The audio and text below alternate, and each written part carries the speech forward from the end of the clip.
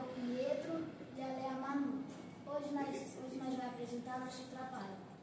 E ele é o Zênios, ele funciona como jogo da memória, cores e som também. Ele, por exemplo, aparece a cor vermelha, você aperta a vermelha, daí vai aparecer outra cor aleatória, tipo o amarelo. Daí você vai ter que apertar o vermelho de novo, o amarelo, daí vai aparecer outra cor aleatória, tipo o verde. Daí você vai ter que apertar o vermelho, o vermelho, amarelo e verde. Então, o nosso trabalho é do Homem-Aranha. Ele foi feito com papelão, tinta, régua, estilete. E nós medimos também. E foi muito legal fazer.